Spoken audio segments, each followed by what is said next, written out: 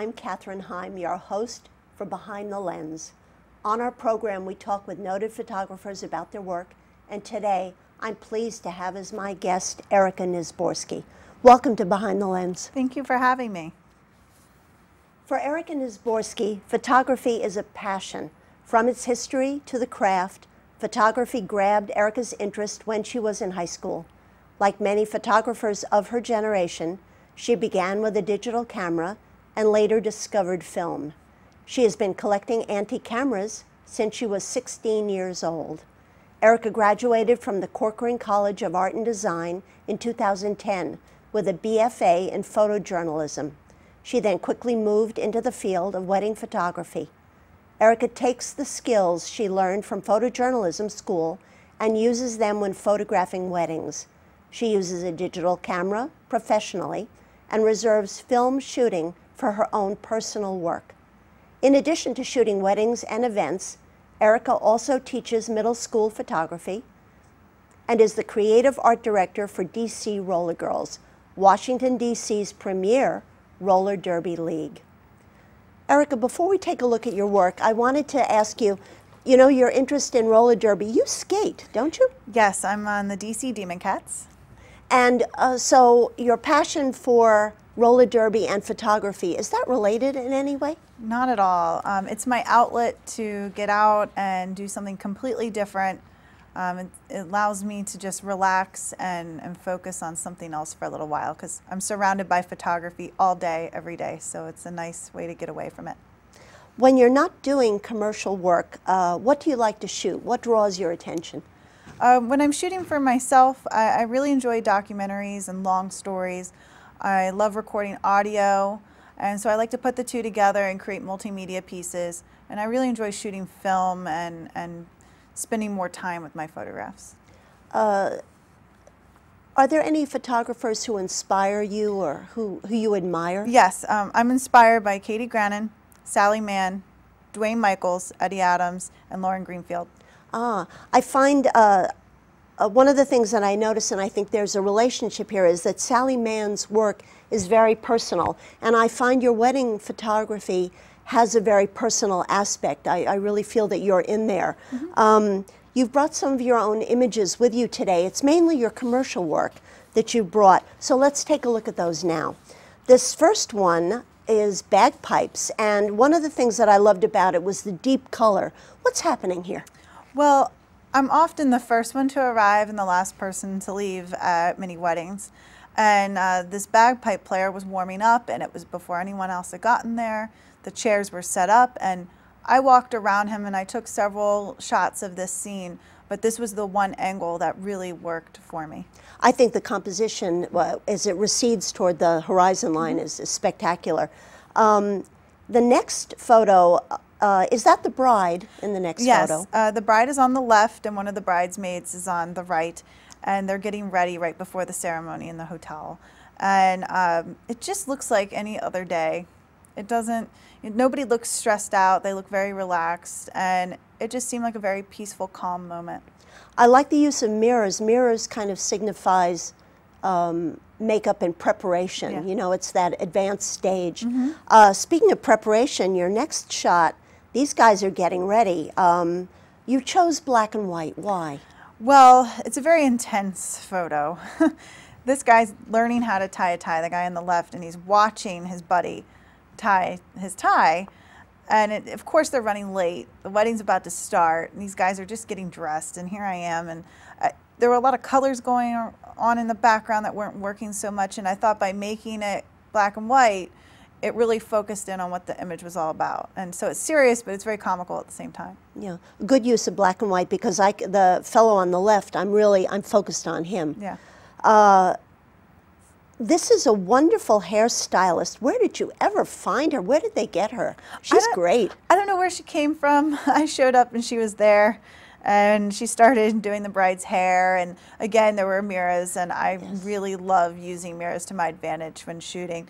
And all the colors in the room and the way the light was hitting the bride's face And I really like angles in my photographs, and there were a lot of triangles happening here with her arm and the lights in the background, and everything was just drawing into that bride and her face. So the sort of the as intimate as that is with two people, this next shot seems to be the bride seated alone doing her makeup.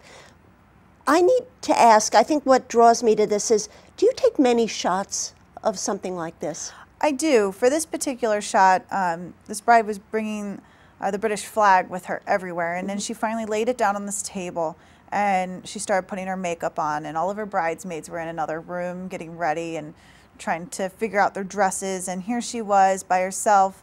And I just sat there for 20 minutes and watched her and took several images. I probably took close to 100 images alone of her putting her makeup on until this moment happened. And then we have a close-up of the bride.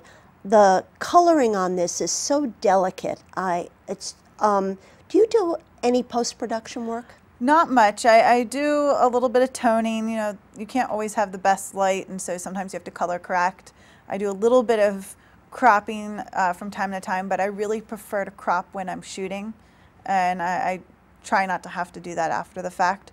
But this was one moment where she was just, there was so much chaos around her, and I think they were looking for her jewelry, and the wedding was about to happen, and she was just taking a moment to breathe.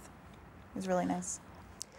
This next photo is a portrait of a woman. The lighting is exquisite on this, but I wanted to ask you first, what kind of equipment do you bring with you on a commercial shoot, and what do you carry when you travel personally? So when I'm going to go shoot a wedding or an event, I bring my Canon 5D Mark II, and I usually bring two cameras. I like to keep my long lens on one, the 70-200, and I keep a 24-70 on the other one, so I can go between the two. A lot of things are happening, and things are happening quick, so you want to be able to get the shot. And then I usually also bring my 50mm good portrait lens, a 16-35, which is great for wide shots for when you have to get all the family members crammed in. Right. And I really like the 35-1.4. It's probably one of my new favorite lenses. It's not too wide and it's not too tight. It's a nice all-around good prime lens. Good. And now with the portrait of the woman, the lighting, how did you work with this? This was the bride. Yes, it's the bride, and she was kind of putting off getting ready. She was kind of sitting looking out this window, reflecting on the day and what was going to happen, and she was looking out this window, and then the clouds started to move, and the sun came out, and it just hit her very nicely, and it was just a really nice moment right before everything started to get busy. Yeah. I'm reminded in the next shot, which is called Seed Bags, of storytelling, because I think your interest in multimedia is brought in here. What's happening with Seed Bags? I'm curious about the story.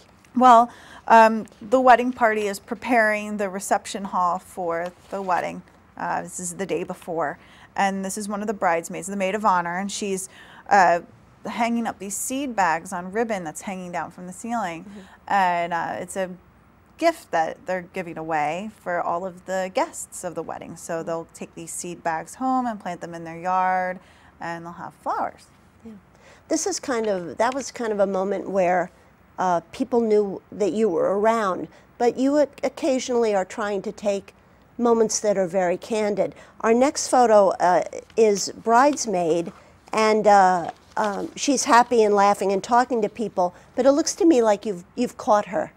Yes, so this is right after the ceremony, and they're getting ready to have the reception, but no one has arrived at the reception hall yet.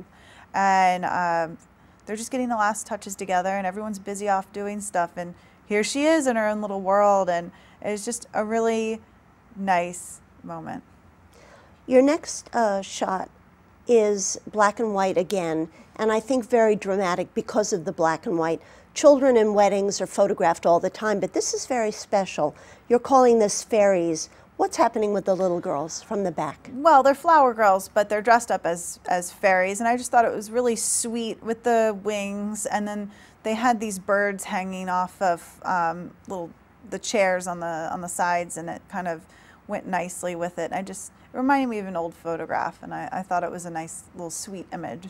Yeah, good. One of the things that happens at weddings is there's so many different guests of all kinds, and it's very unpredictable. This is a great, your next shot takes place in the church in the pew, and it's a wonderful kind of moment. Who are these women? Where is this? This is in Washington, D.C. This was a church in Southeast, and it's an AME wedding, and these were traditional women. They were from Africa. They were family members that had come over for the wedding. I think it was of their niece. And they're sitting there, and I loved their hats, and I love the colors. It was a very colorful church, the stained glass, all the light coming in. It was just very, very pretty, and I like this moment. The next shot also is in the pews of the church, a different church. What are these children doing?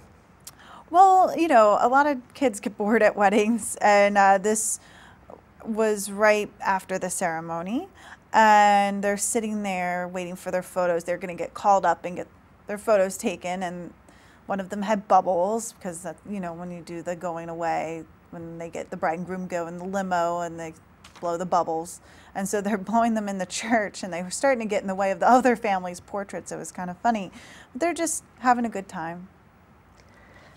Talking about having a good time, I think the bridesmaids at a wedding are usually the happiest people. Yeah. You know, the bride is nervous, but the brides, they're having a great time. Oh, yeah. This lineup of bouquets is beautiful. What's happening here? Well, they were waiting to get their picture taken. I think this was about a 180-degree turn from the bubble shot, where I just turned around, and they're all lined up perfectly. They're all crossing their legs, and they're all looking in the same direction. It's just a nice, synchronized moment. Good. The photos, the images that you brought that we've looked at so far have been before and during the ceremony, and the next ones coming up are after the ceremony. So I'd like to take a break right now and go to a segment that we filmed of you showing us your antique camera collection and your personal work. Let's cut to that segment now. Erika, I know you've been collecting cameras since you were 16. What, for instance, would be the oldest camera in your collection? The oldest cameras that I have in the collection is a 1908 Eastman Kodak camera. It's called the Bullet camera, and it has a neat little viewfinder that folds down to be more compact. And the neat thing about this model is that instead of turning the camera sideways to take your vertical picture, the whole lens will turn. And this is one of the few cameras I have that is not functioning currently. But the whole lens would turn instead of turning the camera vertically. So it's a nice feature there that they later changed in the design. Another neat camera that I've pulled from my cabinet to show you is the Jim Jr. And this is a children's camera that they introduced. And you have here a viewfinder at the top, so you can take your vertical shot, and a viewfinder here on the side, so you can take your horizontal shot. And this is a working camera. I've taken several rolls of film through this camera, and you just have to make sure that it's a really sunny day and you have a high ISO film because it doesn't let a whole lot of light in. Erika, but it's fun to use. Erika, I wanted to ask, when does the camera date from? This one, I believe, was in production through the late 50s. And I think they started producing this one in the 40s, maybe earlier.